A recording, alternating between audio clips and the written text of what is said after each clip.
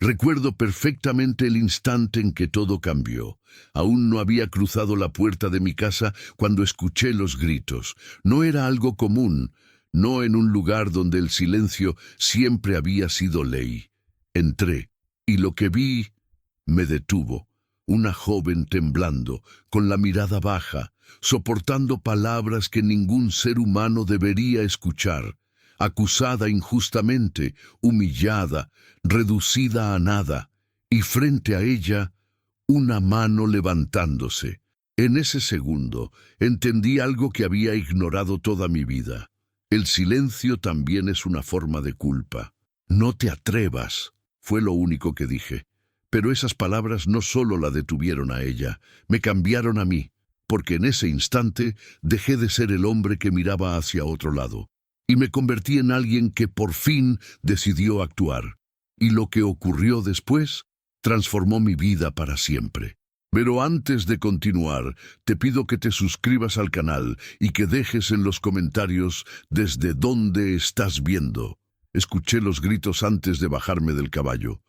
No era la primera vez, pero ese día algo fue distinto. Tal vez el tono, tal vez la hora, no lo sé. Solo sé que até las mulas se pararon solas frente a la entrada, como si ellas también hubieran escuchado algo que no estaba bien. Até el caballo al poste y entré sin llamar. La tarde caía pesada sobre los olivares. Agosto en Andalucía tiene esa costumbre. Aprieta el calor hasta el último momento del día, como si no quisiera soltarlo. El polvo del camino se me había metido hasta los dientes. Llevaba 3 horas de vuelta desde el pueblo, y lo único en lo que pensaba era en un vaso de agua fresca y en sentarme un momento en el patio. Pero los gritos me cortaron ese pensamiento de raíz. Venían del interior de la casa, de la cocina, me pareció. Empujé la puerta. Lo primero que vi fue a Remedios, de pie en medio de la cocina, con los brazos cruzados y la mandíbula apretada, señalando con el dedo a Elena, que estaba arrodillada junto al fogón, recogiendo algo del suelo. Trozos de un cuenco de barro que se había roto, me pareció. Los recogía despacio, con cuidado, sin levantar la vista. «No sirves para nada. Eres una carga, muchacha, una carga y nada más». La voz de Remedios llenaba toda la cocina. Era una voz que sabía ocupar los espacios, que sabía hacer daño sin necesidad de gritar demasiado. Lo había notado desde el primer día que llegó a la hacienda, pero entonces me dije que era solo su manera de ser, que en el campo la gente habla así, que no era para tanto. Me había equivocado. Elena no respondía, seguía recogiendo los trozos, uno a uno, con una calma que no era paz sino costumbre. La costumbre del que ha aprendido que defenderse solo trae más golpes. «¡Ladrona! ¡Eso es lo que eres! ¡Me has robado la joya!». Ahí fue cuando me fijé. Remedios llevaba algo en la mano derecha. Gesticulaba con ella, la agitaba en el aire mientras acusaba, y en esa mano brillaba algo. Un broche pequeño, dorado, con una piedra verde en el centro. Lo reconocí porque no era mío ni de la casa. Era de ella. Lo había visto puesto otras veces. La misma joya que ahora acusaba a Elena de haber robado. La misma joya que llevaba en su propio dedo. Me quedé quieto un momento en el umbral. No sé si fue un segundo o 10. Dentro de mí pasó algo que no sé explicar bien. Una mezcla de vergüenza y de rabia. Vergüenza porque aquello llevaba pasando quién sabe cuánto tiempo bajo mi propio techo, y yo lo había dejado pasar. Rabia porque Elena seguía ahí, de rodillas, recogiendo los pedazos de un cuenco roto, sin decir ni una palabra. «Respóndeme cuando te hablo». Sin vergüenza, la mano de Remedios se alzó. No hasta el cielo. No fue un gesto teatral, fue algo peor. Fue un gesto cotidiano. Como el de alguien que ya lo ha hecho antes, como el de alguien que sabe exactamente hasta dónde puede llegar. Y en ese momento algo en mí se rompió. «No te atrevas». Ni siquiera recuerdo haber dado los pasos. De repente estaba en medio de la cocina, entre las dos. Mi voz había salido sola, sin que yo la llamara. Baja, más baja de lo que esperaba, pero firme, tan firme que hasta yo me sorprendí. Ni siquiera pienses en ponerle un dedo encima. El silencio que vino después pesó más que todo el calor de agosto. Remedios me miró, primero con sorpresa, luego con algo distinto, algo que tardé en identificar. No era miedo exactamente, era cálculo. La mirada de alguien que está midiendo hasta dónde puede empujar. «Señor Aurelio», empezó, con una voz que de pronto se había vuelto suave, casi amable. «Usted no entiende cómo son estas cosas. Con esta muchacha hay que ser así, si no, se aprovecha.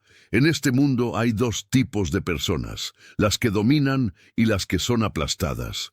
Yo solo le enseño a sobrevivir». Lo dijo con una convicción tranquila que me heló la sangre. No era solo crueldad lo que había en aquellas palabras. Era algo más viejo y más hondo. Era la filosofía de alguien que ha sufrido mucho y ha decidido, en algún momento de su vida, que la única manera de no volver a sufrir era hacerlo antes que los demás. Era miedo, miedo disfrazado de autoridad. Pero comprender eso no cambiaba lo que había visto. La miré fijamente. Ella no apartó los ojos, pero algo en su postura cedió, apenas 1 milímetro, lo suficiente para que yo supiera que me había escuchado de verdad. «En mi casa», dije despacio, «nadie sobrevive siendo destruido». Pausa. «Recoge tus cosas y márchate hoy». No hubo gritos, no hubo escena.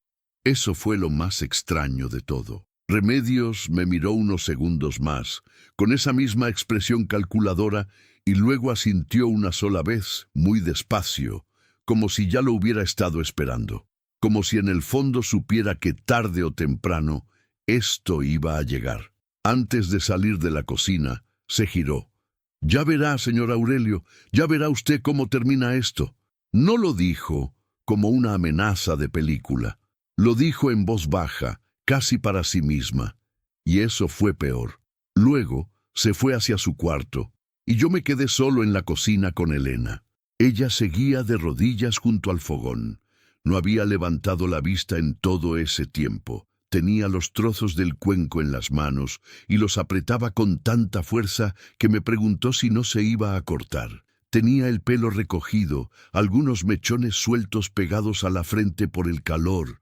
La nuca, inclinada hacia abajo, estaba esperando, me di cuenta, esperando que yo también dijera algo malo, que yo también la reprendiera por haber causado el alboroto, por haber roto el cuenco, por lo que fuera. Eso me dijo más que cualquier palabra sobre cómo había sido su vida hasta entonces. Me acerqué al aparador, cogí un vaso, lo llené de agua fresca del cántaro que siempre había encima de la piedra. Me acerqué a ella y lo puse en el suelo, cerca de su mano. «Déjalo ya», le dije señalando los trozos, «ya se recoge después». Ella levantó la vista por primera vez. Tenía los ojos secos, no lloraba. Y eso también me dijo mucho. Miró el vaso, luego me miró a mí, con una desconfianza tan limpia, tan directa, que no había manera de ofenderse por ella. Era una desconfianza ganada a pulso, pagada con tiempo y dolor. «Bebe», dije simplemente. «Un momento más». Y luego cogió el vaso. Salí al patio cuando el sol ya casi había terminado de caer. Me apoyé en la pared de piedra y encendí la pipa, aunque ese día no tenía ganas de fumar. Era solo algo que hacer con las manos, algo que me diera un motivo para quedarme quieto un momento y pensar. Pensé en Remedios, en lo que había dicho, en ese mundo que ella describía, donde solo hay dos tipos de personas. Me pregunté cuánto tiempo llevaba yo viviendo según esa misma lógica sin haberlo llamado así. Cuántas veces había elegido no ver para no tener que actuar. Y pensé en Rosario, mi mujer. El día que murió, yo estaba en el campo del otro lado de la colina. Ella me había pedido que me quedara. Me había dicho que no se encontraba bien, que tenía algo raro en el pecho desde hacía días. Yo le dije que eran los nervios, que el médico vendría el jueves, que no era para tanto. Elegí el trabajo, elegí la rutina. Cuando volví esa tarde, la casa estaba en silencio, un silencio distinto al de siempre. Y supe, antes de entrar, que algo había cambiado para siempre. Desde entonces viví con ese silencio dentro. Esa noche, mientras la hacienda se iba quedando quieta y el grillo del granero empezó su canción de siempre, entendí algo que no había querido entender hasta entonces. No había fallado solo el día que Rosario murió. Había fallado cada vez que vi algo injusto y elegí no verlo. Cada vez que me dije que no era asunto mío, que la gente tiene sus maneras, que uno no puede meterse en todo. Esa noche, por primera vez en mucho tiempo, el silencio de la casa no me pesó de la misma manera, porque yo lo había roto, y sabía, con una certeza que me daba algo de vértigo, que ya no habría manera de volver a armarlo. No dormí esa noche. Me quedé sentado en el sillón del estudio, con la lámpara de aceite encendida y un vaso de vino que no llegué a terminar. La casa estaba en silencio. Ese silencio profundo del campo andaluz que de noche se vuelve casi físico, casi una presencia. Las cigarras ya habían callado. Solo se oía de vez en cuando el resoplar de alguna bestia en el establo y el crujido de la madera vieja de la casa acomodándose al fresco de la noche. Debería haber dormido, pero cada vez que cerraba los ojos veía la mano de Remedios alzándose en el aire. Hay cosas que uno guarda en un cajón y echa la llave, no porque las haya resuelto, sino porque no sabe qué hacer con ellas. Las deja ahí, en la oscuridad, y se dice que ya habrá tiempo, que un día, cuando esté más tranquilo, cuando hayan pasado las cosechas, cuando termine el invierno, se sentará a abrirlo y a mirarlo todo con calma. Pero el cajón nunca se abre solo, lo abre algo de fuera. Esa noche, lo que abrió el mío fue un gesto, una mano alzada, una muchacha de rodillas recogiendo trozos de barro del suelo, y lo que salió del cajón era Rosario.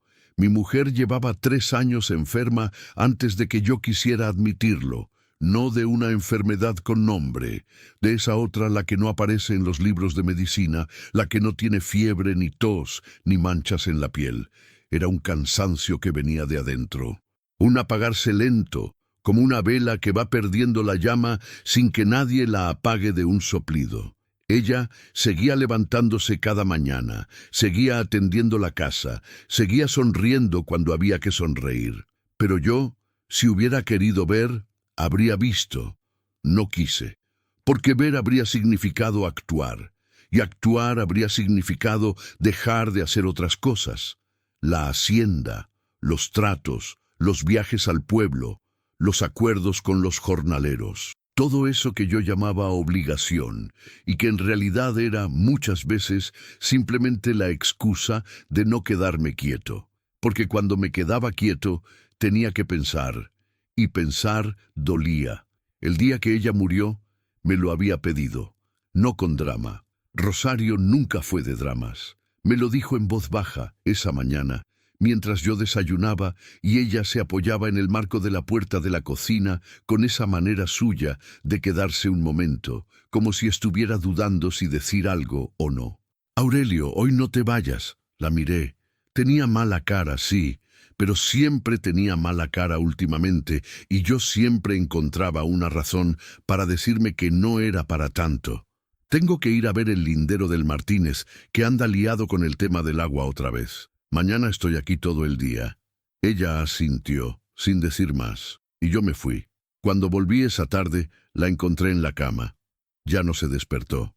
El médico dijo que había sido el corazón, que era algo que llevaba tiempo así, que podía haber pasado en cualquier momento, que no había nada que yo hubiera podido hacer, pero eso no era del todo verdad, y yo lo sabía. No podía haberla salvado quizás, pero podía haber estado allí.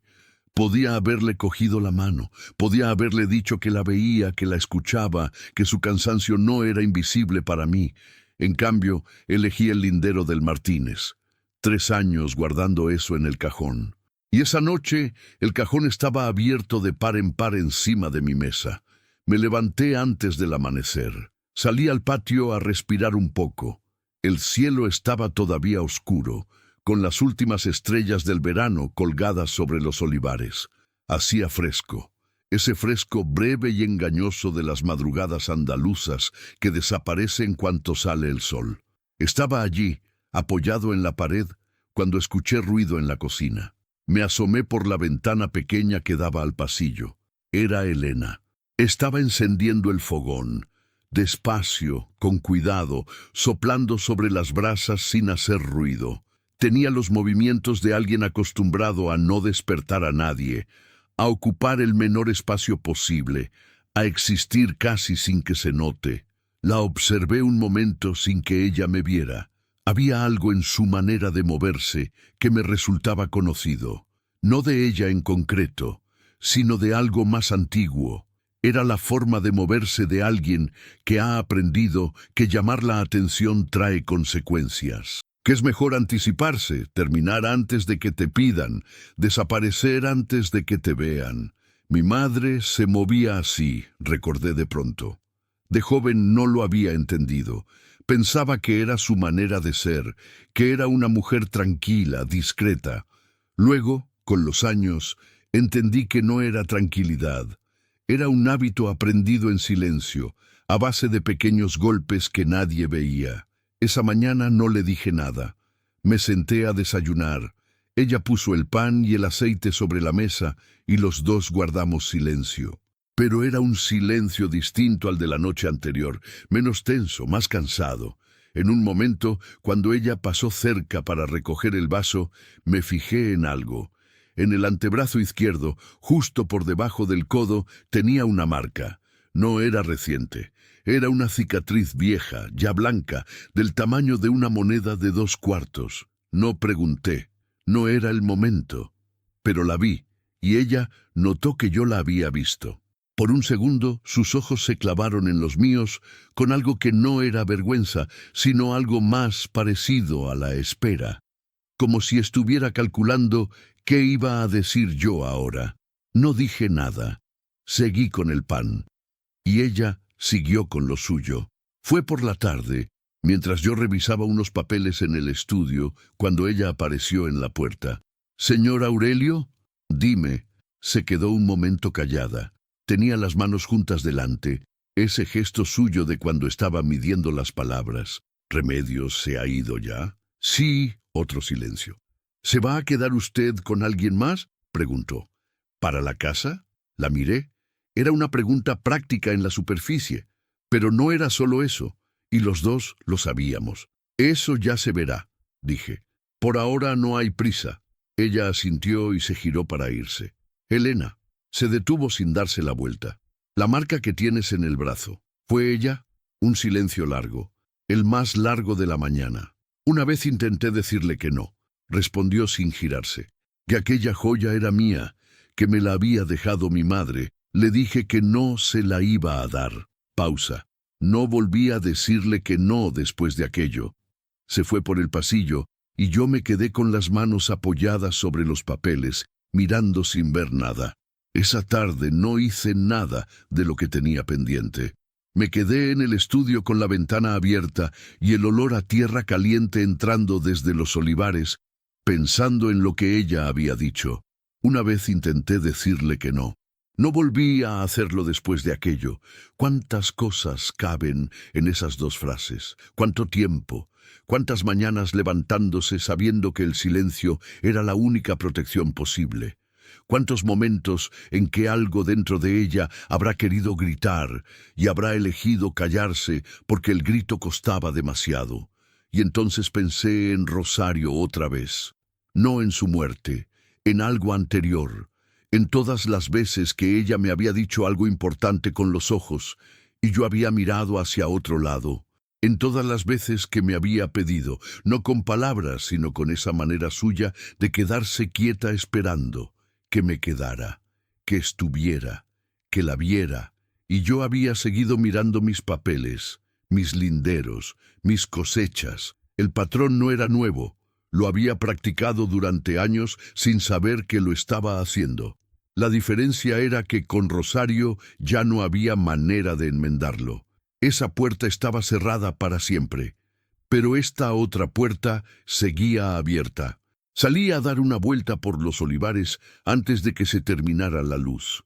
El sol de agosto caía de lado entre los árboles y dejaba en el suelo esas sombras largas y doradas que solo existen en esta hora, en esta tierra, en este calor que ya empieza a ceder. Caminé despacio entre las hileras, con las manos en la espalda, como cuando era pequeño y acompañaba a mi padre a revisar los árboles al atardecer. Mi padre era un hombre de pocas palabras. No era malo, no era cruel, pero tampoco era de los que se quedan. Siempre había algo más urgente, algo que atender, algún asunto que no podía esperar.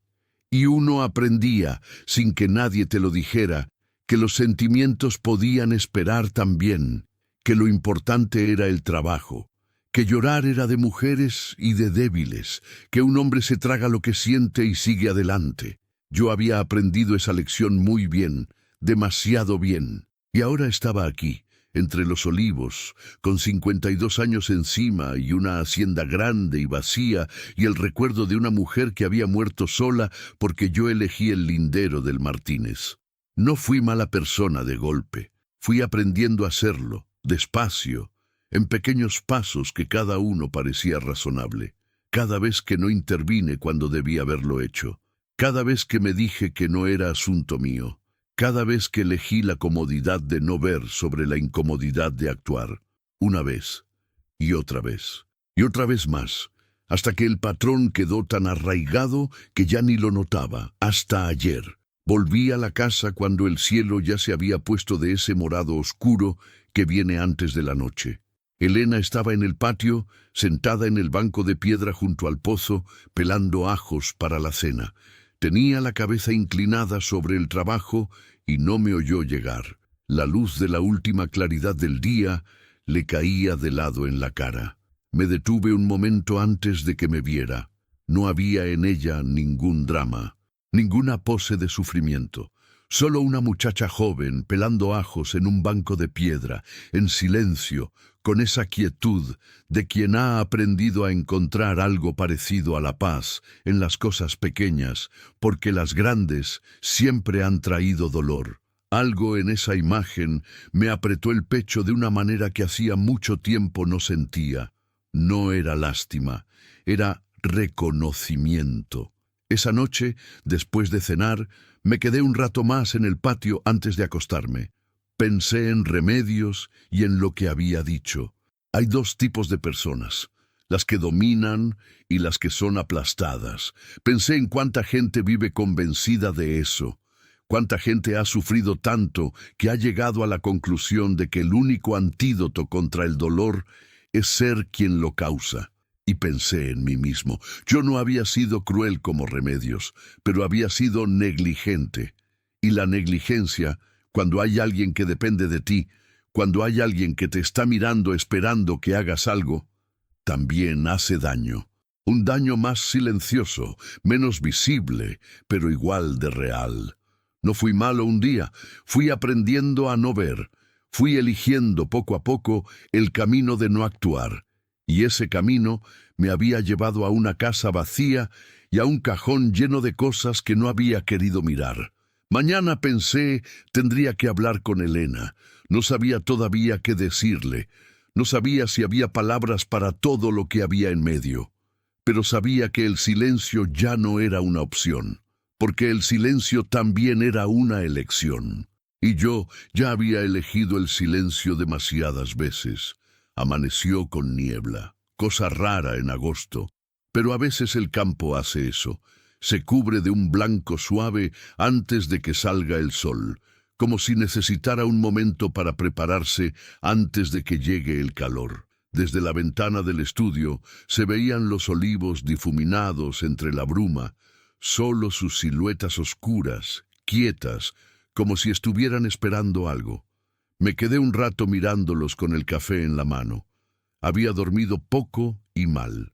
Ese tipo de sueño a ratos que no descansa, con pensamientos que siguen donde los dejaste en lugar de interrumpirse. Rosario, Elena, la mano de Remedios alzada en el aire, la cicatriz blanca en el antebrazo, el cajón abierto encima de la mesa. Bebí el café despacio y esperé. Elena bajó antes de lo que esperaba. Ya estaba vestida, con el delantal puesto y el pelo recogido. Pero lo primero que vi, antes incluso de su cara, fue el bulto pequeño junto a la puerta. Un atillo atado con una cuerda, del tamaño de lo que cabe en los brazos de una persona que no tiene mucho. Ropa, supuse. 4 cosas. Ella me vio mirándolo. No dijo nada. Se fue directa a la cocina y empezó a encender el fogón como cada mañana, con esos movimientos suyos de no ocupar espacio, de no hacer ruido, como si el atillo junto a la puerta no estuviera ahí, como si nada hubiera cambiado, pero el atillo estaba ahí. Me senté a la mesa y esperé a que pusiera el pan. Cuando lo hizo, antes de que ella se girara para irse, dije: «Siéntate un momento». Se detuvo. No se giró del todo. Quedó de lado, con una mano apoyada en el aparador, mirando hacia la ventana. Esa postura de quien no quiere estar de frente, porque de frente uno es más vulnerable. No tienes que hacer nada que no quieras, dije. Pero siéntate un momento, un segundo, 2. Se sentó en el borde de la silla, con la espalda recta y las manos en el regazo, lista para levantarse en cualquier momento, como los pájaros que se posan en la rama, pero no sueltan las patas del todo, por si acaso. No sabía bien por dónde empezar. Había pasado parte de la noche pensando en este momento, y de todas formas no había encontrado las palabras exactas, así que empecé por donde podía. «¿A dónde ibas a ir?». Ella tardó en responder. «Al pueblo. Hay una mujer que necesita ayuda con los niños. Me lo dijo hace tiempo. Igual todavía lo necesita». «¿La conoces bien?». «No mucho», lo dijo sin drama, con esa calma suya que no era paz, sino costumbre de no mostrar lo que se siente. «¿Y si no lo necesita ya?». Silencio breve. «Algo habrá», dijo. Esa respuesta me dijo todo. Algo habrá. No era optimismo. Era la resignación de alguien que lleva años moviéndose de sitio en sitio, buscando el siguiente lugar donde ser útil antes de que la echen, sin esperar demasiado de ningún sitio, porque esperar duele cuando no se cumple. «Elena». Ella me miró entonces, de frente por primera vez en esa conversación. «No te estoy pidiendo que te quedes para servir, no te estoy pidiendo que reemplaces a Remedios, ni que hagas su trabajo, ni el tuyo, ni el de nadie más». Ella esperaba, sin parpadear casi. «Te estoy preguntando si quieres quedarte, eso es todo. Si tú quieres». El silencio que vino después fue largo, no incómodo, o sí, un poco, pero era el tipo de incomodidad honesta que hay cuando alguien te hace una pregunta que no esperabas y que toca algo que llevas mucho tiempo sin tocar. Elena bajó la vista a sus manos. «La gente no pregunta eso», dijo en voz baja. «Lo sé. Preguntan lo que puedes hacer, lo que sabes, si eres de fiar». «Lo sé», repetí. «No si quieres». No respondí. Dejé que el silencio siguiera un momento más, porque a veces el silencio es el único espacio donde caben ciertas cosas. Ella levantó la vista. «¿Por qué me pregunta eso?». Era una pregunta directa, limpia, sin trampa pero tampoco sin desconfianza. Era la pregunta de alguien que ha recibido suficiente amabilidad envenenada como para no fiarse de la amabilidad sin más. Me lo pensé antes de responder. No quería decir algo que sonara bonito pero vacío. «Porque ayer me di cuenta de algo», dije al fin. «Llevo mucho tiempo eligiendo no ver lo que tenía delante. Y eso ha tenido consecuencias. Para otros. Para mí también». Pausa. «No quiero seguir haciendo lo mismo». Ella me miró un momento más, midiendo. Luego volvió a bajar los ojos. «Usted no me debe nada», dijo. «No es deuda», respondí. «Es otra cosa». «¿Qué cosa?». Tardé. «No lo sé exactamente todavía, pero sé que no es deuda». Otra vez el silencio. La niebla fuera había empezado a levantarse. Por la ventana de la cocina se veía ya el perfil nítido de los primeros olivos, con la luz de primera hora, poniéndoles ese color dorado verdoso que tienen solo en la mañana. Las cigarras aún no habían empezado. Era la hora más quieta del día. Elena estuvo callada un buen rato. Yo no la apuré. Luego, despacio, como quien dice algo que sabe que no va a poder desdecir, dijo: Siempre que intenté quedarme en algún sitio, acabó mal. Lo sé, no lo sabe. No lo dijo con brusquedad. Lo dijo como se dice una verdad simple.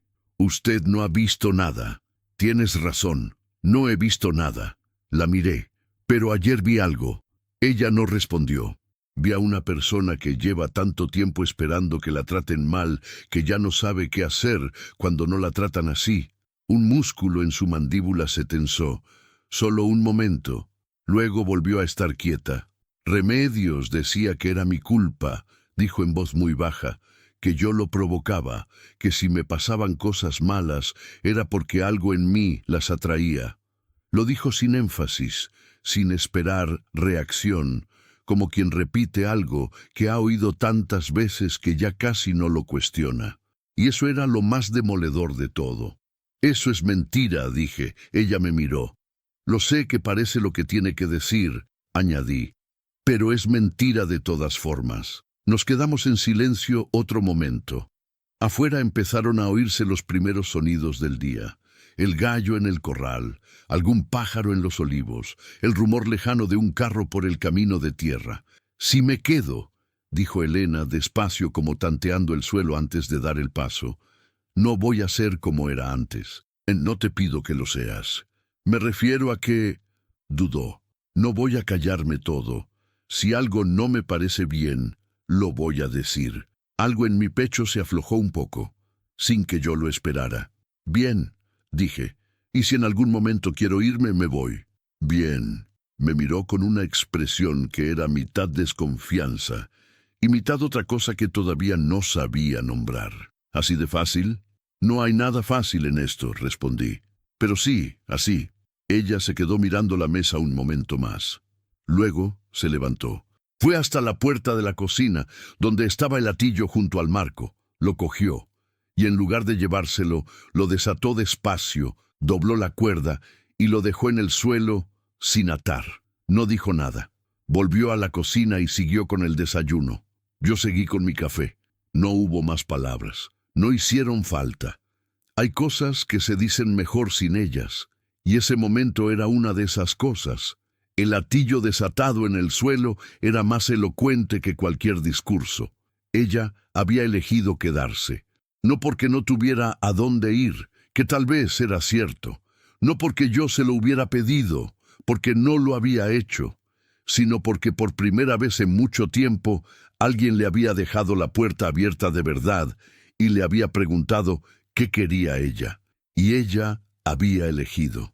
Ese día trabajamos los dos en silencio, cada uno en lo suyo. Yo revisé los papeles del mes, hablé con el capataz sobre las aceitunas, di una vuelta por los corrales. Ella limpió, preparó la comida, ordenó algunas cosas en la despensa que llevaban semanas sin orden. A mediodía comimos en la cocina, los dos en la misma mesa, cosa que antes no había pasado nunca. No porque hubiera una regla que lo impidiera, sino porque con Remedios las cosas tenían una jerarquía tácita que nadie había cuestionado. Ahora esa jerarquía ya no existía, o estaba cambiando, y los dos lo notábamos sin decirlo. Hablamos poco, de cosas pequeñas, del calor que venía, de que había que revisar el tejado del almacén antes del otoño, de que las gallinas negras ponían menos últimamente. Conversación de nada, pero era conversación, y llevaba tanto tiempo sin tenerla en esa mesa que hasta eso me pareció algo. Por la tarde, cuando el sol empezaba a bajar y la luz se volvía esa luz naranja del final del verano, la encontré en el patio regando las macetas de geranios que había junto a la pared. Mi mujer las había plantado. Yo las había dejado ahí, porque no sabía qué hacer con ellas, y quitarlas me parecía demasiado definitivo. Pero tampoco las había regado bien. Algunas estaban mustias, con las hojas amarillas. Elena las estaba mirando de cerca, tocando la tierra con los dedos para ver si estaba seca. ¿Las conoces?, pregunté. Un poco. En casa de mi madre había una pausa, antes de que mi madre muriese. Lo dijo de pasada, sin aparente peso. Pero el peso estaba ahí, en esa manera de decirlo de pasada precisamente, que es como se dice lo que duele demasiado para darle espacio. ¿Cuánto tiempo llevas con Remedios?, pregunté. Desde los 12 años. No dije nada. Primero fue diferente, añadió sin que yo preguntara. Al principio era solo fría, distante. Después fue siendo otra cosa. ¿Cuántos años tienes ahora? 23. 11 años. 11 años de ir aprendiendo que el silencio era la única protección posible.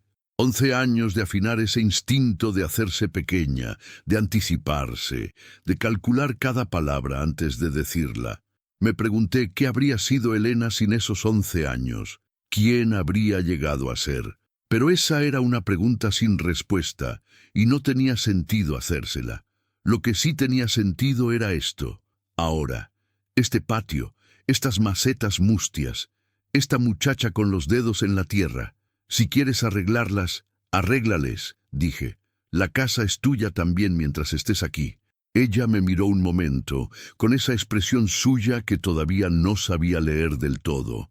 Luego volvió a las macetas, y algo muy pequeño, pero real, empezó a cambiar entre los dos. El otoño llegó sin avisar, como siempre. Un día el calor apretaba todavía con fuerza, y al día siguiente amaneciste con el aire diferente, con ese olor a tierra húmeda y a hoja vieja que en Andalucía anuncia que algo ha cambiado.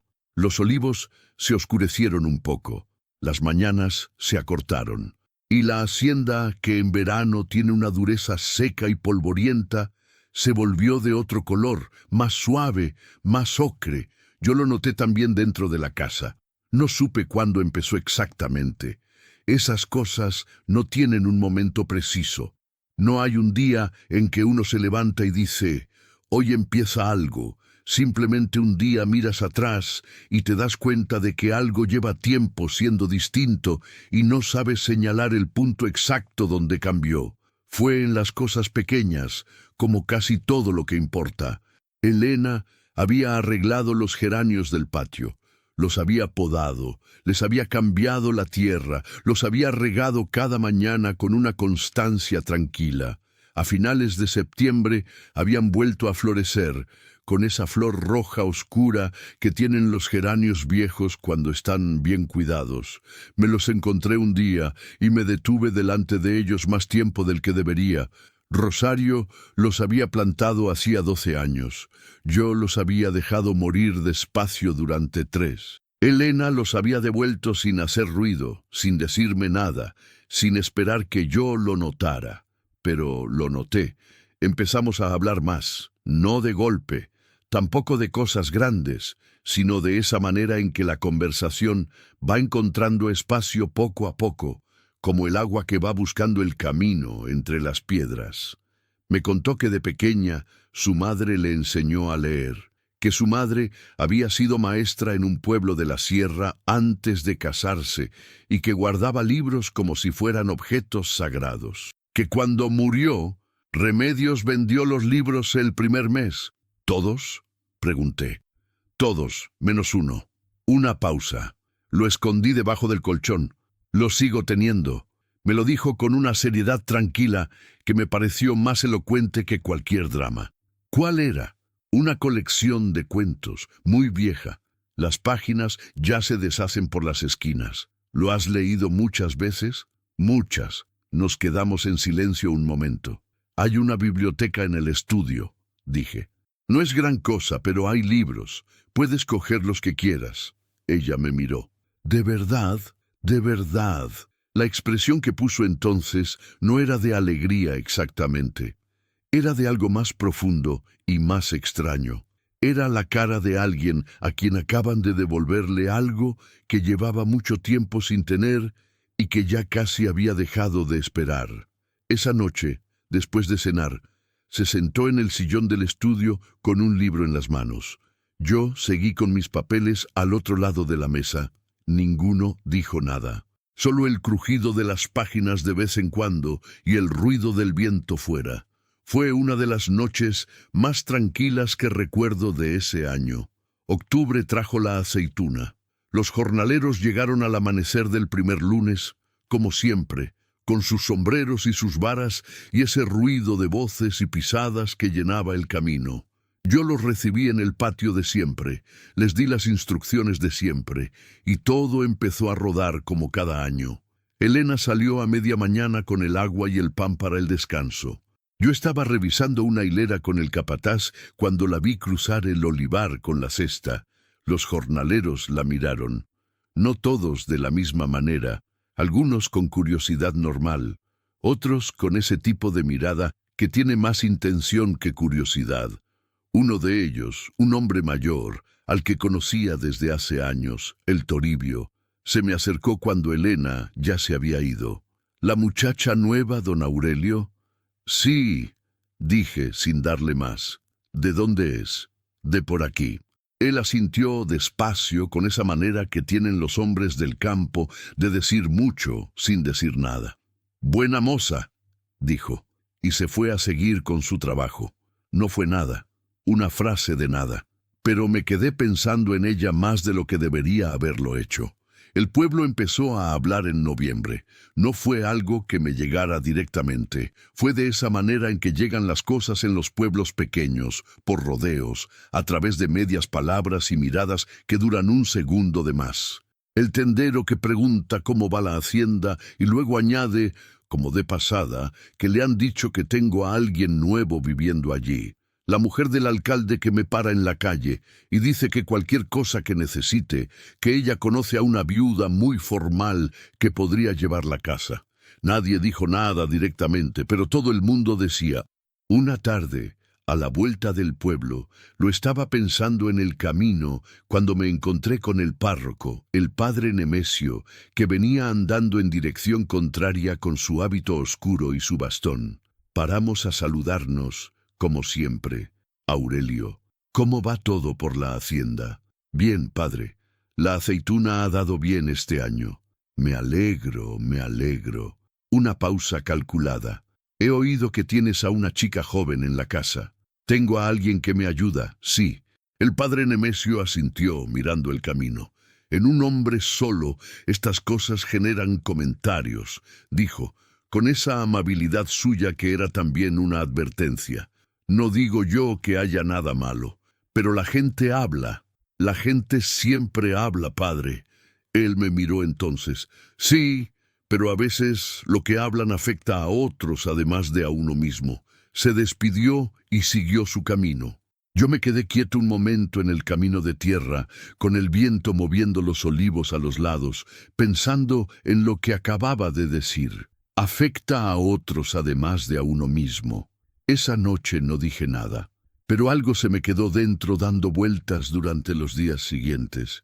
Una inquietud nueva, distinta a las anteriores. No era culpa exactamente, era más parecida al miedo de que algo que estaba siendo bueno se estropeara por causas que ninguno de los dos había buscado. Elena lo notó. Llevaba 2 semanas notándolo. Me di cuenta después. Esa manera suya de observar sin parecer que observa, que era uno de sus talentos más silenciosos, había estado registrando mi cambio de humor sin que yo me diera cuenta. Una noche, mientras recogía la mesa después de cenar, lo dijo. «El pueblo está hablando».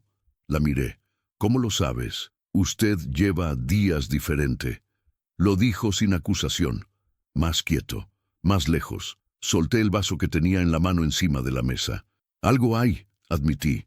Ella asintió, como si lo hubiera sabido antes de preguntar. «Me voy», dijo. 2 palabras, sin drama, sin llanto. Con esa calma suya que siempre me desarmaba porque era la calma de alguien que ha tomado una decisión que le duele, pero que cree que es lo correcto.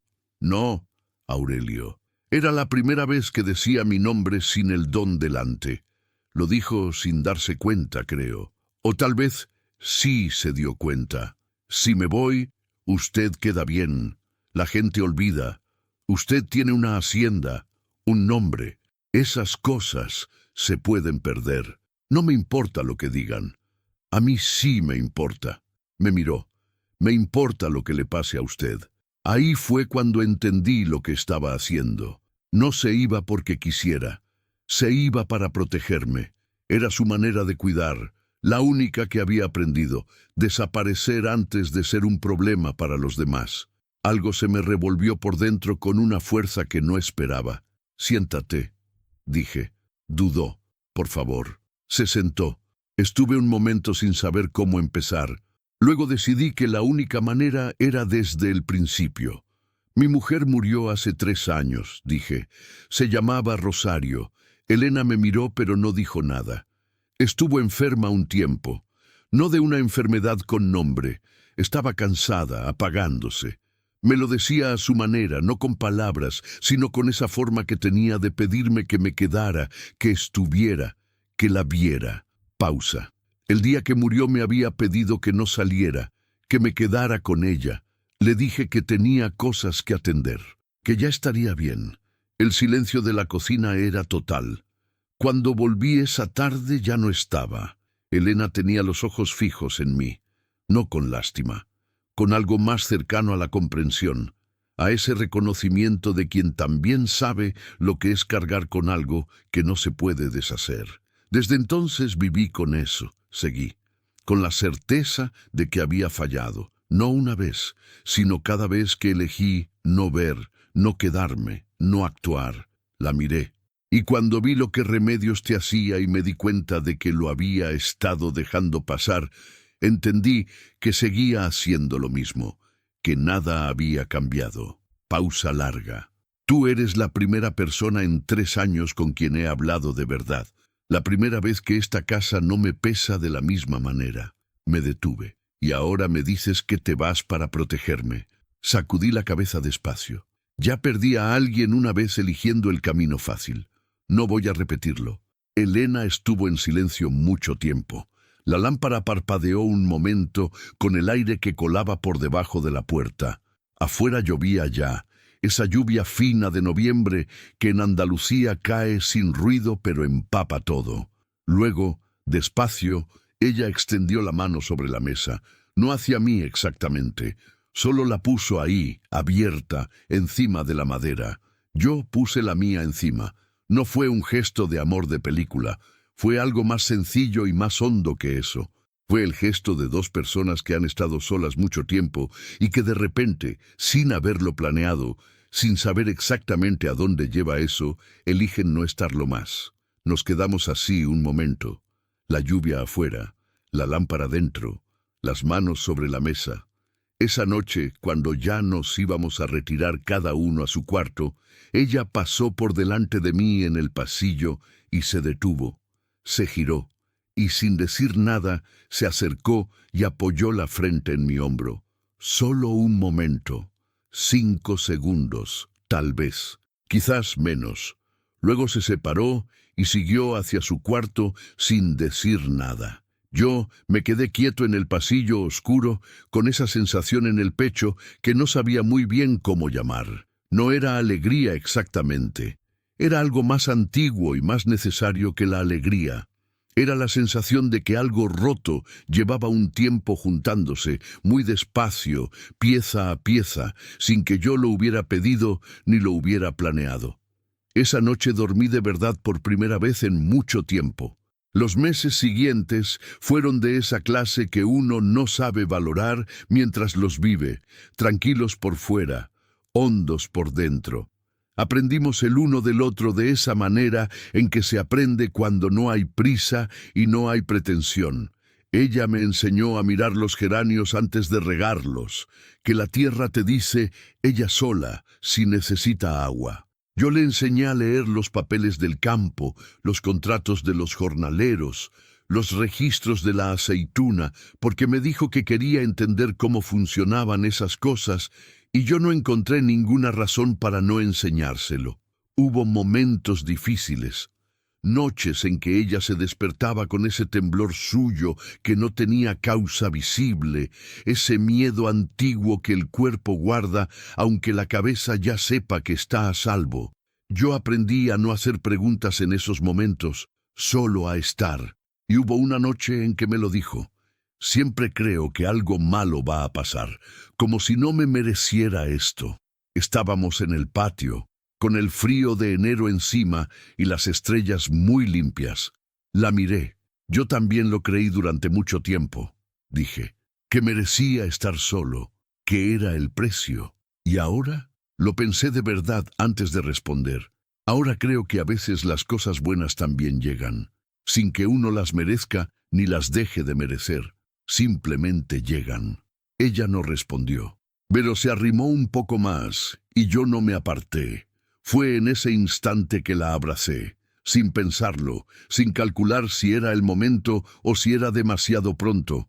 Solo la rodeé con el brazo y ella no se apartó, y nos quedamos así, los dos callados bajo las estrellas de enero, con el frío del campo y el silencio enorme de la noche andaluza alrededor. No era el final de nada, era el principio de algo. La primavera llegó con los almendros en flor. Una mañana de marzo, mientras desayunábamos, Elena me miró con una expresión distinta. No sabría decir exactamente qué tenía de distinto, solo que era distinta. «Tengo que decirte algo», dijo. La miré. Ella puso las manos encima de la mesa, como aquella noche de noviembre con la lluvia, pero ahora no estaban quietas. Las tenía entrelazadas, apretándose los dedos levemente. «Estoy embarazada». El silencio que vino no fue de sorpresa exactamente. Fue de esos silencios que necesitan un momento para asentarse, para que lo que acaba de decirse encuentre su lugar.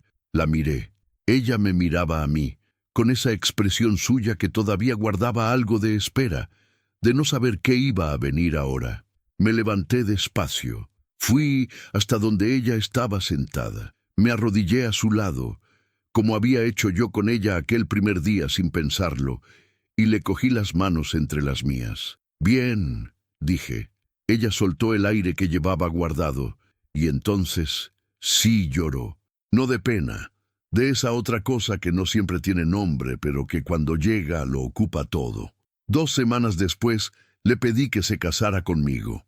No fue una gran escena. Fue una tarde en el patio, con los geranios florecidos y el sol cayendo de lado entre los olivos.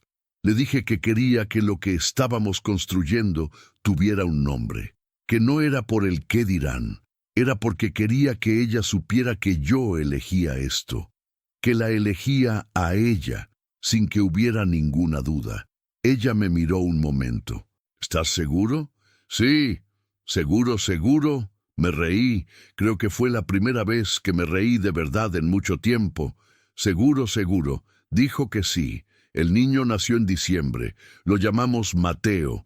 No hubo una razón grandiosa para el nombre. A los dos nos sonó bien, y nos pareció que era un nombre de persona que tiene los pies en el suelo, que no necesita adornos. Un nombre sencillo y firme, como la tierra de este campo.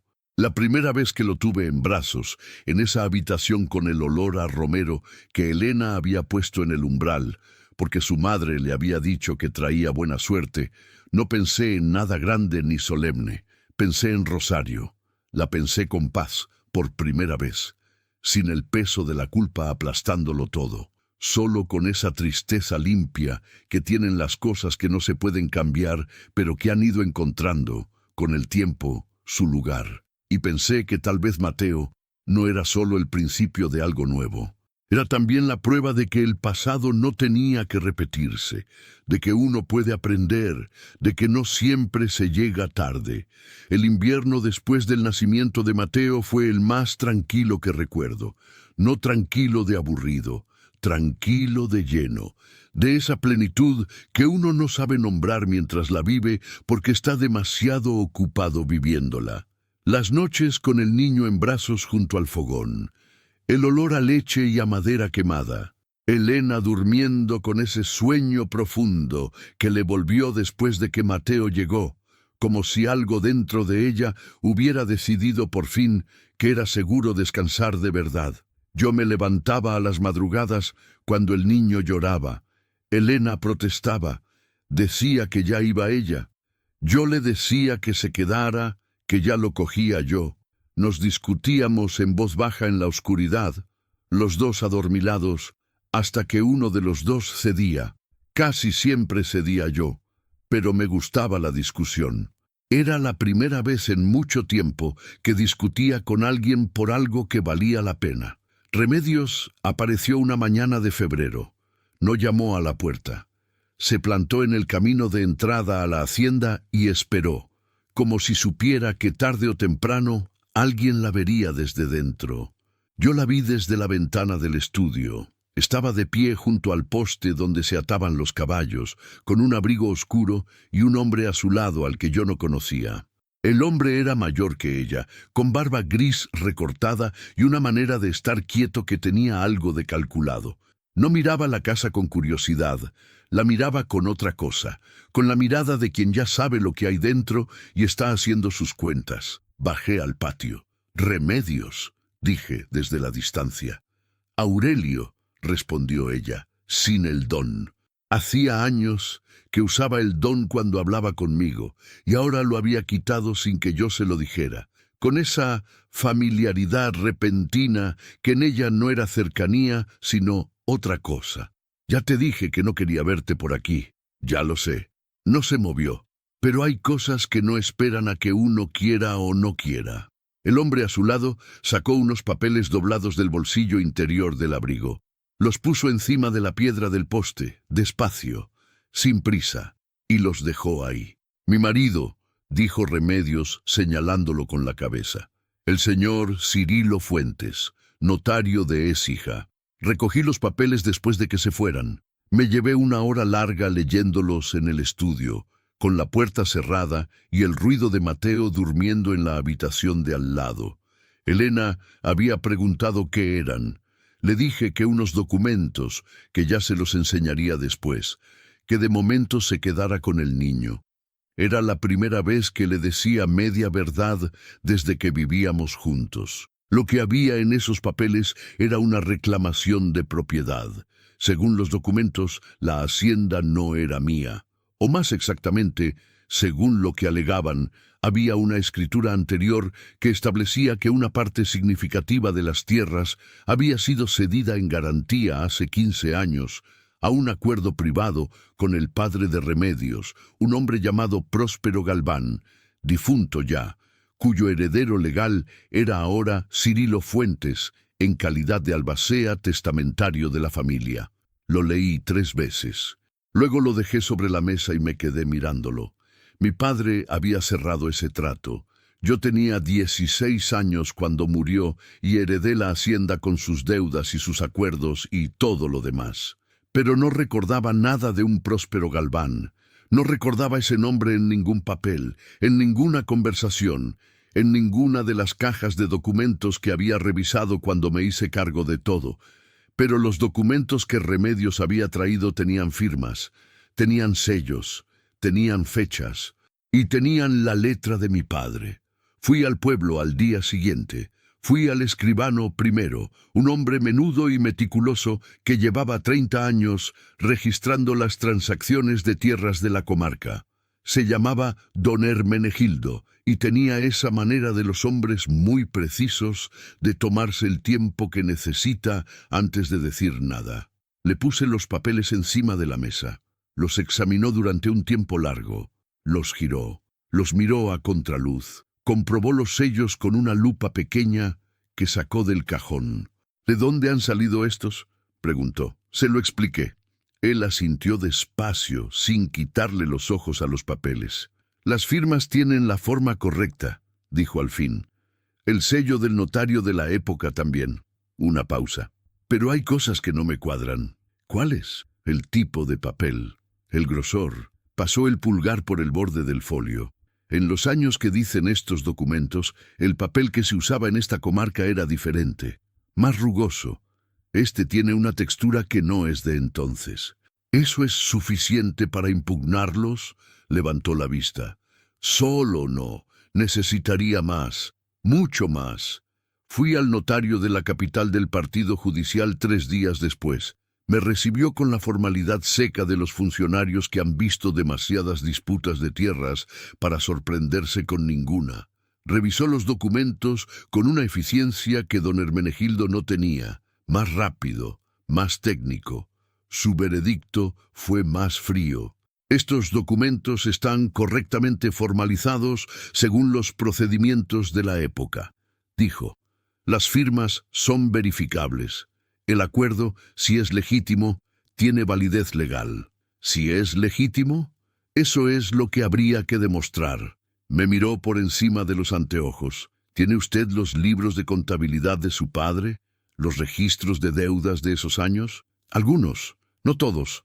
Los necesitará todos. Salí de allí con la misma sensación que cuando metes el pie en un terreno que parecía firme y sientes que cede un poco bajo el peso. No te cae todavía, pero notas que algo no está bien. Pasé las semanas siguientes buscando. Abrí todas las cajas del archivo que había en el cuarto trasero del estudio. Papeles amarillos, atados con cintas que se deshacían, facturas viejas, contratos de jornaleros de hace 20 años, cartas de mi padre a personas que ya no vivían. Elena me ayudaba por las noches cuando Mateo dormía. Nos sentábamos los dos en el suelo del estudio, rodeados de papeles, clasificando, buscando. Ella tenía una paciencia para eso que yo no tenía, esa capacidad suya de hacer las cosas despacio sin que la desesperación le comiera la concentración. ¿Qué buscamos exactamente?, me preguntó una noche. Cualquier mención a un Próspero Galván, cualquier deuda con ese nombre, cualquier pago, cualquier carta. Buscamos durante horas. No encontramos nada. Y eso, en sí mismo, era ya algo. Pero no era suficiente. Cirilo Fuentes vino al pueblo en marzo con un abogado de Sevilla. Me enteré por el Toribio, que lo había visto en la posada. Me dijo que el hombre había estado hablando con varias personas de la comarca, preguntando por la hacienda, por su historia, por mi familia, que no era el primero que lo hacía en los últimos meses, que había habido otros antes, preguntando cosas parecidas sobre otras fincas de la zona. Eso fue lo que me heló la sangre de verdad. No era solo la hacienda, era un patrón. Fui a ver al padre Nemesio esa tarde, que conocía a todo el mundo y llevaba 40 años en el pueblo y sabía más de lo que decía. Le expliqué lo que estaba pasando. Él me escuchó con las manos juntas y los ojos en la mesa, sin interrumpirme. Cuando terminé, estuvo callado un momento. «No eres el primero», dijo al fin. Lo miré. El año pasado, los Peralta perdieron 20 fanegas de tierra por algo parecido. Documentos que aparecieron de la nada, un notario de fuera que los respaldó, un acuerdo antiguo que nadie recordaba. Hizo una pausa. Y antes de los Peralta, los Manzano. Otra pausa. Y antes de los Manzano, otros que ya no están en este pueblo. El silencio entre los dos duró un momento largo. ¿Y nadie hizo nada?, pregunté. Algunos intentaron. Me miró. Es difícil pelear contra un papel que tiene todas las firmas correctas. Hace falta dinero para abogados. Hace falta tiempo. Hace falta pruebas que muchas veces ya no existen. Salí de la iglesia con la tarde cayendo encima de los tejados, y ese peso en el pecho que tienen las cosas cuando uno empieza a entender la dimensión real de lo que está encarando. El juicio se celebró en mayo. No fue un juicio grande, fue una vista ante el juez de primera instancia, en una sala pequeña con las paredes húmedas y 3 sillas desvencijadas para el público. Yo fui con el escribano don Hermenegildo, que había preparado un informe sobre las irregularidades del papel. El abogado de Sevilla trajo 3 testigos y un maletín lleno de documentos. El juez era un hombre de unos 60 años, cansado, con ese aire de quien ha visto demasiadas disputas de herencias y tierras como para sorprenderse con ninguna. Escuchó a los 2 lados, revisó los documentos, preguntó al notario de la capital su opinión técnica. El notario dijo que los documentos eran formalmente válidos. Don Hermenegildo dijo lo del papel, lo de la textura, lo del grosor. El abogado de Sevilla dijo que eso era una apreciación subjetiva sin fundamento técnico suficiente. Al final de la tarde, el juez levantó la vista de los papeles y me miró. ¿Tiene usted alguna prueba documental que contradiga directamente la validez de este acuerdo? Le dije que no. ¿Algún testigo que pueda atestiguar que su padre nunca firmó ningún trato con Próspero Galván? Le dije que los que habrían podido saberlo llevaban años muertos. El juez asintió despacio. En ausencia de prueba contraria suficiente, la presunción legal favorece la validez del documento presentado. La sentencia llegó 15 días después. La leyó Elena en voz alta, sentada a la mesa de la cocina, con Mateo dormido en el capazo junto a la pared. Leyó despacio, sin saltar nada, con esa concentración suya en las palabras escritas que venía de los libros y de los años y de su madre maestra. Cuando terminó, dejó el papel sobre la mesa. Nos miramos. ¿Cuánto tiempo tenemos?, preguntó.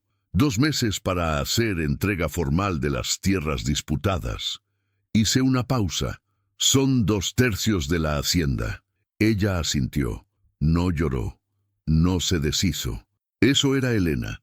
Las cosas duras las recibía quieta, con esa calma que había aprendido a la fuerza y que ahora le servía de otra manera. ¿Y la casa? La casa va con las tierras. Silencio. Entonces nos vamos al pueblo, dijo, como si fuera la conclusión lógica de una suma sencilla. Nos fuimos en julio, alquilamos una casa pequeña en la calle del Caño, detrás de la plaza, con 2 habitaciones y un patio estrecho con una higuera en el centro. Era pequeña, olía a cal reciente y a madera vieja. No tenía la vista de los olivares ni el silencio del campo. El día que salí de la hacienda por última vez, fui solo. Elena me ofreció venir. Le dije que prefería hacerlo sin ella, que había cosas que uno necesita hacer solo. Recorrí las habitaciones una por una, el estudio, la cocina, el patio con los geranios, que Elena había dejado con un vecino para que los cuidara, el dormitorio donde había dormido con Rosario durante tantos años. Me detuve allí un momento. No pensé en la pérdida.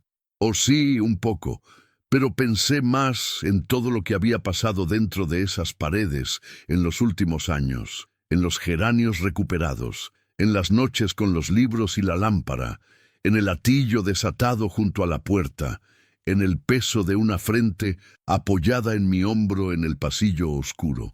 Nada de eso se iba con la casa, eso era lo que me quedaba. Elena me estaba esperando en la puerta de la casa nueva cuando llegué. Tenía a Mateo en brazos. El niño me miró con esos ojos suyos, grandes y serios, que tenía ya entonces, y estiró la mano hacia mí, como hacen los niños pequeños, sin saber exactamente qué quieren, pero queriendo. Lo cogí. Él se agarró a mi dedo índice con sus dedos pequeños, y apretó con esa fuerza que tienen los niños de pocos meses que siempre sorprende. Elena me miró. «¿Bien? ¿Bien?», dije. Y lo era, no en el sentido de que todo estaba bien, porque no lo estaba. Habíamos perdido la hacienda. Habíamos perdido el campo, los olivos, la casa grande, el estudio con sus papeles y sus libros, el patio con sus geranios, el silencio particular de esa tierra. Pero seguíamos los 3 juntos en la puerta de esta casa pequeña con olor a cal. Y yo había aprendido, a costa de mucho, a distinguir lo que se puede perder de lo que no. Lo que se puede perder, lo había perdido. Lo que no se puede perder, lo tenía en los brazos. La vida en el pueblo tenía su propio ritmo, más pequeño, más ruidoso de otra manera. En el campo el silencio era grande y profundo, el tipo de silencio que pesa. En el pueblo el ruido era constante pero fragmentado. El carro del lechero por las mañanas, las voces de los niños en la calle, el campanario de la iglesia marcando las horas, los vecinos hablando desde las ventanas con esa familiaridad que tienen los pueblos pequeños donde todo el mundo sabe el nombre de todo el mundo y nadie se molesta en bajar la voz. Me costó acostumbrarme. Elena, curiosamente, no. Creo que ella había vivido siempre en espacios pequeños, físicos y de otro tipo, y la casa de la calle del Caño no le resultaba estrecha, sino manejable. Ordenó las 2 habitaciones con esa eficiencia suya tranquila. Encontró al tendero y al carnicero y a la mujer que vendía verduras en la plaza, aprendió los horarios del pozo y los días en que llegaba el correo. Mateo crecía. Eso era lo más notable de ese tiempo. La velocidad a la que crecen los niños cuando uno los mira de cerca cada día. Ya se sostenía sentado, ya señalaba cosas con el dedo, ya hacía ese ruido que no es todavía una palabra, pero que tiene ya la intención de serlo.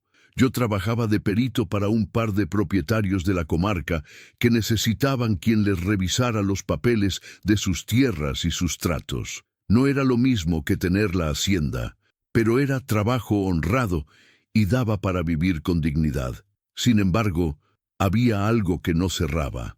Una sensación de asunto sin terminar que se quedaba ahí, quieta, como un pozo en el fondo de un vaso. El hombre llamó a la puerta un martes de septiembre. Era entrada la tarde, con el sol ya bajo entre los tejados y el olor a guiso de la vecina de enfrente llenando la calle. Elena estaba dentro con Mateo. Yo estaba en el patio estrecho, revisando unos papeles encima de la mesa de madera que habíamos puesto junto a la higuera. Oí los golpes en la puerta. Era un hombre de mediana edad, delgado, con el sombrero en la mano y una expresión de quien ha ensayado lo que va a decir, pero no está seguro de que le salga bien. Vestía de campo, con la chaqueta gastada por los codos y las botas con polvo del camino. —¿Es usted Aurelio Montalbán? —preguntó. —Soy yo. Me llaman Eusebio Trujillo. Soy de Marchena. Dudó. Me han dicho que usted tuvo problemas con unos documentos, con una reclamación de tierras. Lo miré. —Pase —dije. Eusebio Trujillo se sentó en el patio y aceptó el vaso de agua que le ofreció Elena sin decir nada. Tenía las manos encima de las rodillas y las apretaba levemente, ese gesto de quien está nervioso pero intenta no parecerlo. Me contó su historia despacio. Había tenido una finca de 20 fanegas cerca de Marchena. Su padre la había trabajado toda la vida.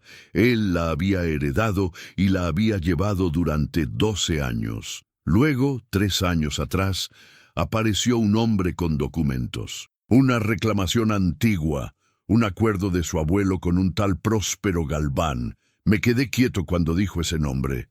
—El mismo nombre —dije. Él asintió. El mismo nombre, el mismo tipo de documentos, el mismo notario de Écija. Me miró. Perdí la finca, pero luego empecé a preguntar. Y encontré a otros, gente de Osuna, de La Roda, de Estepa, todos con la misma historia, todos con el mismo Próspero Galván, todos con los mismos documentos. —¿Cuántos? —pregunté. —Los que he podido encontrar, 9, pero creo que hay más. El silencio del patio era total, salvo por el ruido de Mateo dentro de la casa y el piar de un gorrión en la higuera. —¿Y para qué viene a mí? —pregunté. —Porque yo solo no puedo hacer nada. Lo dijo sin dramatismo, con la sencillez de una verdad simple. Pero juntos, con 9 testimonios y las pruebas que he ido juntando, tal vez sí. —¿Qué pruebas? Eusebio metió la mano en el interior de la chaqueta y sacó un sobre doblado. Lo puso sobre la mesa entre los dos. —El fabricante de papel —dijo.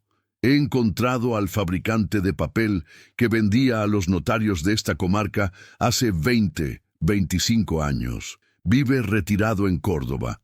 Es viejo, pero tiene la cabeza clara. Y está dispuesto a declarar que el papel de esos documentos no existía en esa época, que es papel de hace 10 años como mucho. Lo miré. Luego miré el sobre. ¿Por qué está dispuesto a declarar? Eusebio dudó un momento. Porque a él también le robaron algo. No tierras. Una pausa.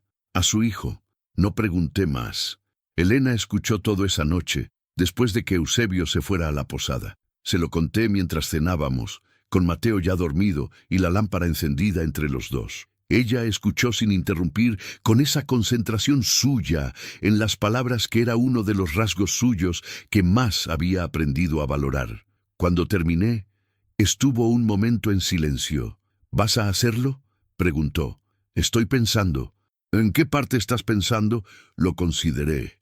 En si vale la pena remover todo esto, el juicio, los abogados, volver a pasar por ello. Elena puso la cuchara encima de la mesa despacio. Aurelio me miró. Hay 9 familias que perdieron lo mismo que nosotros, o más. No dije nada. Y hay más que no hemos encontrado todavía. Seguí callado. Si tú puedes hacer algo y no lo haces, se detuvo. Luego, más suave. Ya me has contado que llevas años preguntándote qué habría pasado si hubieras actuado antes. Una pausa. Ahora sabes qué pasa si no actúas. Me quedé mirándola un momento. Luego asentí. Mañana voy a ver a Eusebio. Los meses siguientes fueron de una intensidad que no había vivido desde la cosecha más complicada de mis años en la hacienda, pero de otro tipo, no física, mental y emocional. Eusebio y yo viajamos a Córdoba a ver al fabricante de papel, un hombre anciano que se llamaba don Clemente Arizaga y que vivía en una casa pequeña llena de muestras de papeles clasificados por año y procedencia con una meticulosidad que solo tiene quien ha dedicado su vida a una cosa. Nos recibió con desconfianza al principio. Luego, cuando le explicamos, escuchó con una atención que fue volviéndose cada vez más intensa. «Ese papel», dijo, después de examinar la copia que le llevamos. «Lo reconozco.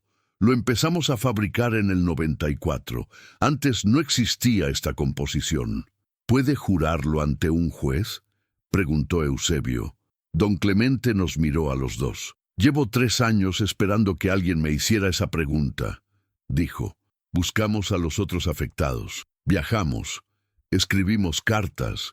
Fuimos juntando testimonios, uno a uno, con la paciencia de quien sabe que cada pieza importa. Don Hermenegildo, el escribano, se sumó con su informe sobre las irregularidades técnicas.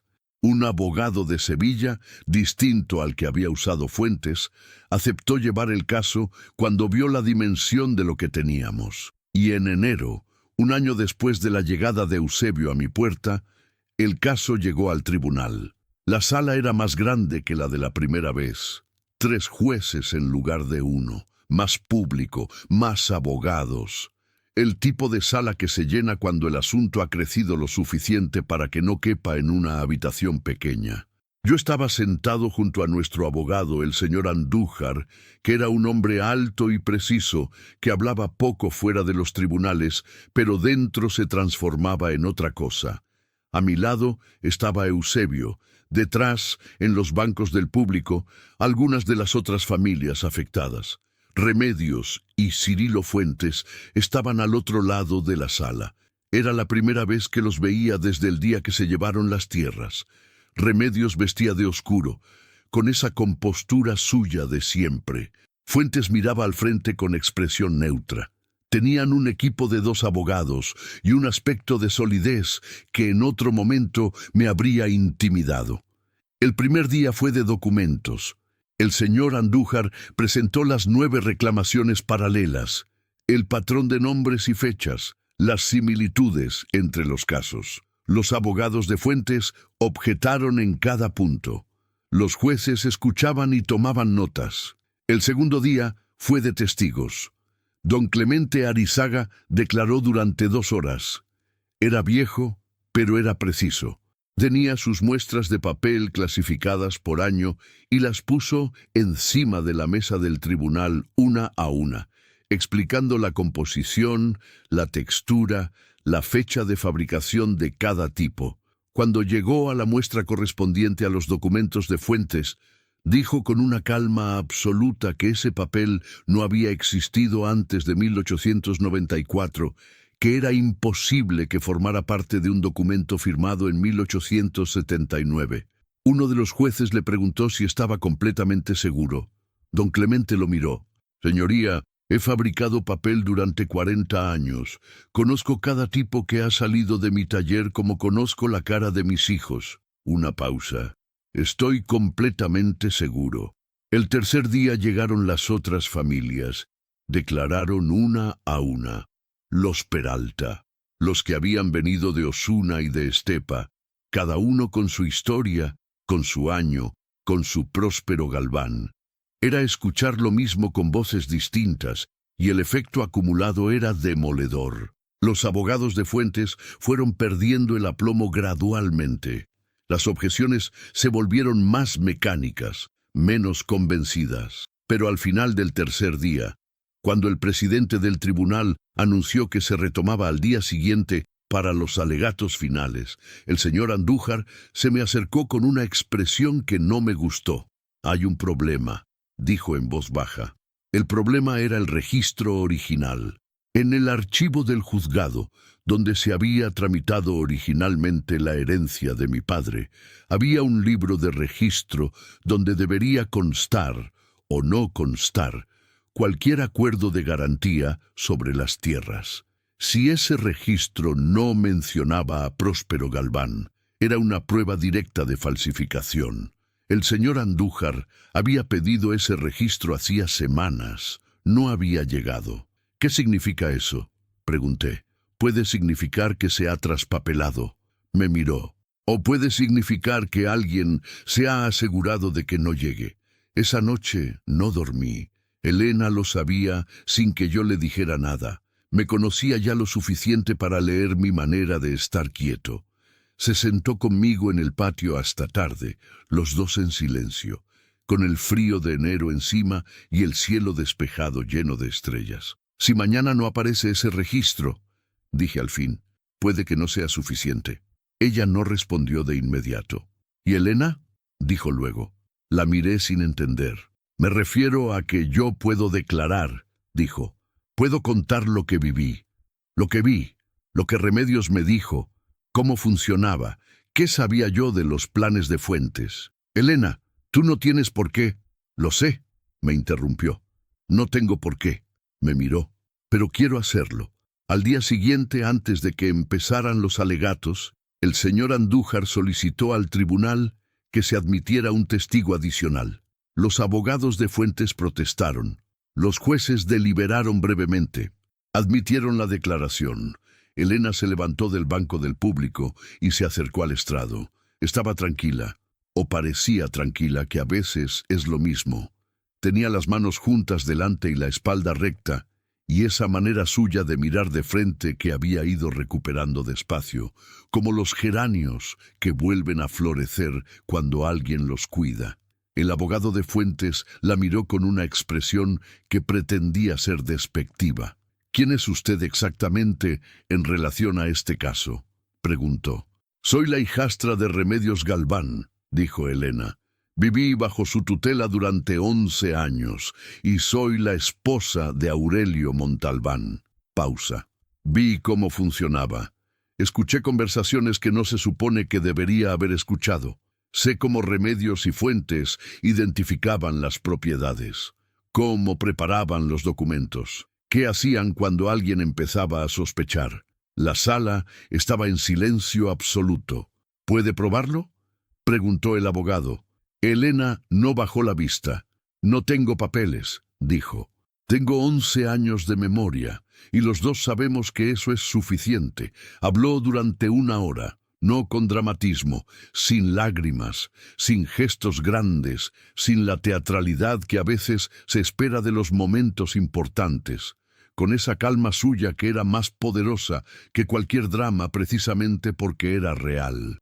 Contó conversaciones escuchadas detrás de puertas, nombres mencionados en voz baja, el método de Fuentes para encontrar propiedades con historias complicadas, con herederos jóvenes o documentación incompleta, la manera en que Remedios se colocaba cerca de esas familias, aprendía sus puntos débiles, esperaba el momento. La noche que escuchó a Fuentes decir que la hacienda de los Montalbán llevaba años en la lista. Cuando terminó, uno de los jueces le preguntó: «¿Por qué no declaró esto antes, en el primer juicio?». Elena lo miró. «Porque en el primer juicio nadie me preguntó», dijo, «y porque llevaba 11 años aprendiendo que hablar trae consecuencias». Una pausa. «Pero esta vez elegí hablar». Fue entonces cuando se abrió la puerta del fondo de la sala. Un ujier entró con un sobre en la mano y se lo entregó al presidente del tribunal. Este lo abrió, leyó y levantó la vista. «Se ha recibido el registro original del archivo judicial de Casalla», dijo. «Ha llegado esta mañana. Lo examinaron los 3 jueces durante un tiempo que se me hizo eterno. El señor Andújar me apretó brevemente el brazo por debajo de la mesa.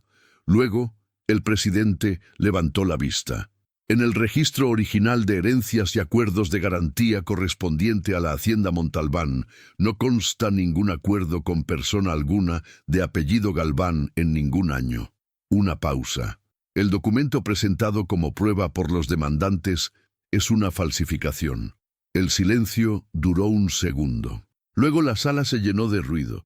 Yo no lo escuché. O sí lo escuché, pero desde lejos, como cuando uno está bajo el agua y los sonidos llegan amortiguados y lentos. Miraba al frente, a la mesa de los jueces, con esa sensación extraña de cuando algo que has estado sosteniendo con fuerza durante mucho tiempo, de repente pesa menos. Miré a Remedios. Ella miraba la mesa. No al juez, no a sus abogados, no a la sala. La mesa, con esa expresión que no era la de la derrota que yo había esperado ver. Era algo más pequeño y más humano que eso. Era miedo, miedo real, sin cálculo detrás, sin pose. El miedo de alguien que lleva mucho tiempo construyendo un mundo a base de controlar todo lo que la rodea y que ahora ve que ese mundo se deshace. Por un momento, solo un momento la entendí. No la justifiqué. Esas son cosas distintas. Pero entendí que Remedios no era un monstruo sin más. Era alguien que había sufrido mucho y había tomado las peores decisiones posibles con ese sufrimiento. Alguien que había convertido el miedo en arma porque era lo único que sabía hacer con él. «Solo hice lo necesario para sobrevivir», la escuché decir en voz muy baja, casi para sí misma. Esta vez no era suficiente, pero tampoco era mentira. El presidente del tribunal levantó el mazo. «Culpable». La sentencia fue amplia. Fuentes y Remedios fueron condenados por falsificación de documentos públicos y estafa reiterada. Las propiedades reclamadas ilegalmente fueron devueltas a sus dueños originales. Todos. Los Peralta, los de Osuna, los de Estepa, los que Eusebio había encontrado en sus meses de búsqueda. Y la hacienda volvió a ser mía. Eusebio estaba en el patio del tribunal cuando salimos. Se había apartado del grupo, como tenía costumbre de hacer, y miraba la calle con las manos en los bolsillos. Me acerqué a él. «Sin usted esto no habría pasado», le dije. Él sacudió la cabeza. «Sin usted tampoco». Le tendí la mano. Él la estrechó. «Cuando quiera, venga a la hacienda», dije. «Tendrá trabajo si lo necesita. O simplemente venga».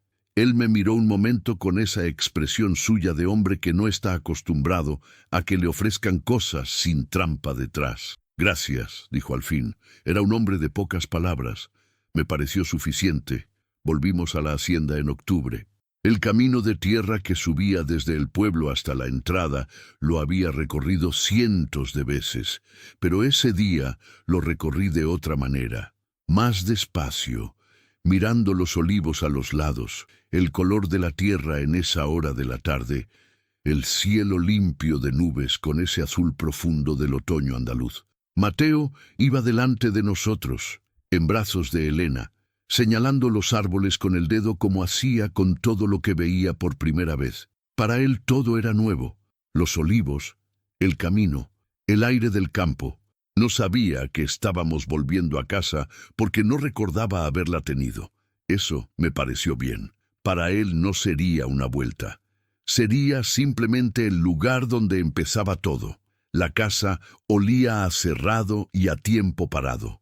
La habían mantenido los que se hicieron cargo durante el proceso, pero mantener no es lo mismo que vivir, y las casas que no se viven tienen su propia forma de quietud, que no es la del descanso, sino la del abandono. Abrimos todas las ventanas.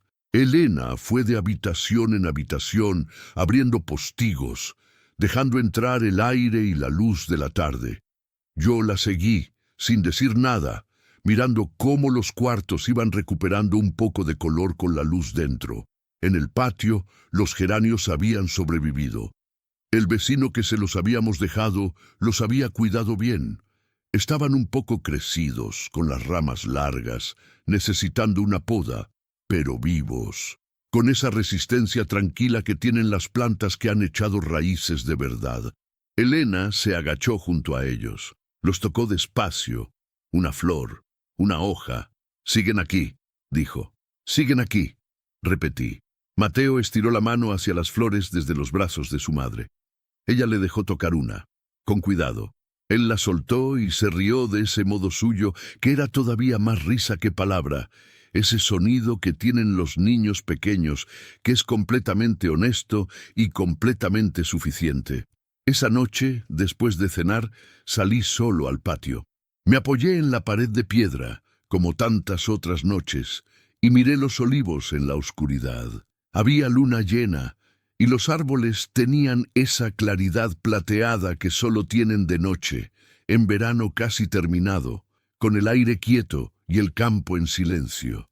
Pensé en todo lo que había pasado desde aquella tarde de agosto, en que había entrado a la cocina y encontrado a Remedios con la mano alzada. Pensé en Rosario. La pensé con esa paz que había ido llegando despacio, sin que yo la llamara, como llegan las cosas cuando uno deja de resistirlas. Todavía había culpa. No desaparece del todo. Creo que no debe desaparecer del todo. Pero ya no era solo culpa. Ya había otras cosas mezcladas con ella. Gratitud, tal vez. La certeza de que lo que no pude hacer por ella, sí lo había podido hacer por otros. Que el patrón se había roto.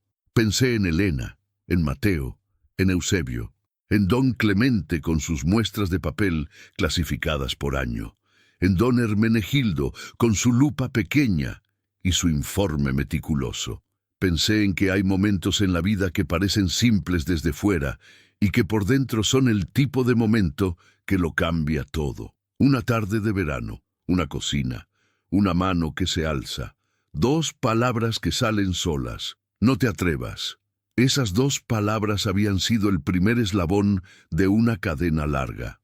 No lo supe entonces. Uno nunca sabe, en el momento en que actúa, a dónde va a llegar eso. Solo sabe que tiene que actuar. Eso era lo que había aprendido. No que siempre se gana, no que las cosas terminan siempre bien, sino que hay una diferencia entre el hombre que actúa y el hombre que no actúa. Y esa diferencia no está en el resultado, que a veces escapa a nuestro control. Está en lo que uno se convierte. Elena salió al patio un rato después. Se puso a mi lado, apoyada también en la pared, mirando los olivos. No dijo nada. Yo tampoco. Estuvimos así un momento los dos en silencio, con la luna encima de los árboles y el campo quieto alrededor y dentro de la casa el sonido tranquilo de Mateo durmiendo. Luego ella apoyó la cabeza en mi hombro, y yo no me aparté. La tierra era la misma de siempre, los olivos eran los mismos, el camino de polvo y la pared de piedra y el cielo lleno de estrellas sobre Andalucía, todo era lo mismo que había sido siempre. Pero yo no era el mismo hombre que había salido por ese camino a ver el lindero del Martínez aquella tarde, sin quedarme cuando debía haberme quedado. Ese hombre había aprendido, a costa de mucho y tarde, que el silencio también es una elección, y que algunas elecciones no tienen segunda oportunidad. Esta sí la había tenido, y esta vez no la había dejado pasar.